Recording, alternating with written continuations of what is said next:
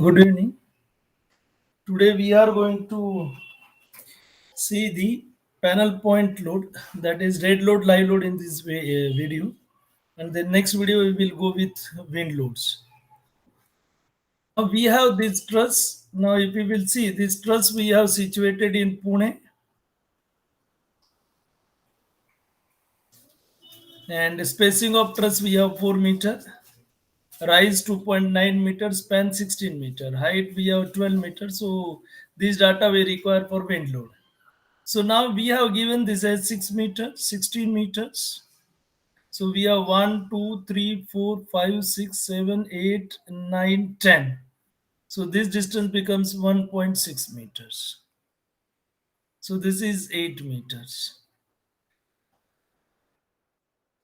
Now we have slope of the truss. We have this value. Generally, this value is considered as alpha when we will go for CPE, external pressure. Then we have this 8.51 meters. So this we have calculated hypotenuse and we got it as 8.51 meters. Then area on one side. So we have inclined area. Inclined area we have taken, that is length is 8.51 into 4, which is spacing of truss. That will gives us 34.04 meter. And plan area, so we have this 8 meter, so till this, and this 8 meter into 4 meter we have 32 meter.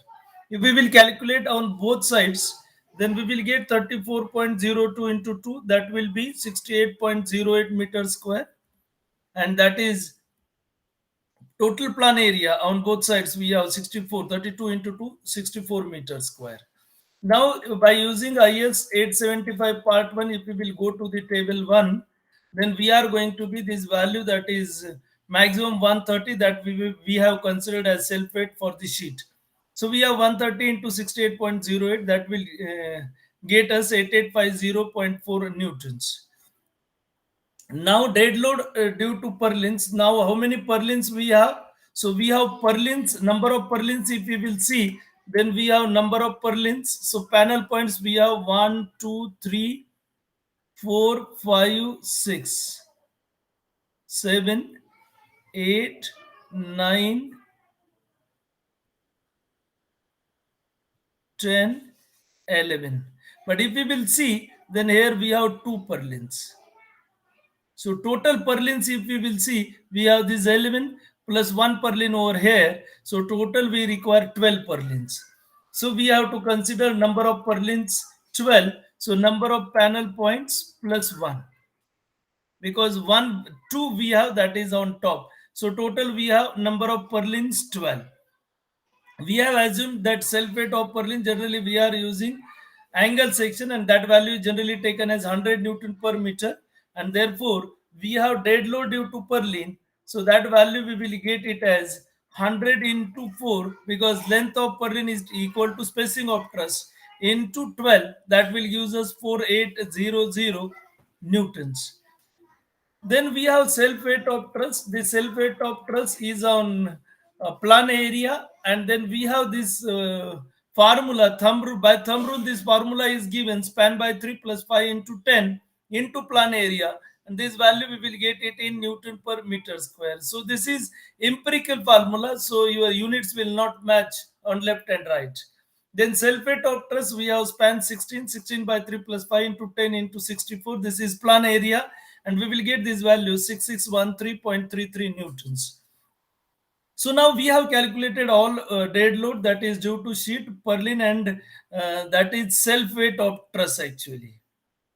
And then we will add this, and by adding this we will get these values 8850.4, 4800, and we have this value 20263.73 newton. And then we have number of panel points. So now though we have panel points 11, so if we will go for this, if I will draw truss, and then we have like this 1, 2, 3, or I will go there, that will be understand you better. So now if you will see this purlin, then on this purlin you have half the load. This purlin we have half from this, half from this. So we have full panel point load, whichever we will calculate. So whatever end panel points you have half load. So we have half on this side, half on this side, one, and then we have 1, 2, 3, 4, 5, 6, 7, 8, 9, and these two half. So likewise, we will have this as 10. So load we have to calculate on 10 panel points, and that we have calculated on 10 panel points divided by 10, and we will get this value as 2.02 kilonewton. So dead load on each panel point is 2.02 kilonewton. Then we will go for live load. We know we have to use IS 875 part 2 for live load, and we have that formula 750 minus 20 theta minus 10 into plan area. Now this theta, or you can say this as alpha, and then we have 19.93 minus 10, and that is on plan area. This is given. If we will go to this IS 875 part 2, which already we have seen, and there that is given values on plan area, and from this we will get this value 35289.6 Newton, which is on Perlin. Then we have this value. So you can see this. This is IS 875 part 2 and clause number 4.5.1. So if your slope greater than 10 degree, member supporting the roof purlins such as trusses, beams, the value may be two-thirds of the imposed load on purlin or roofing sheet.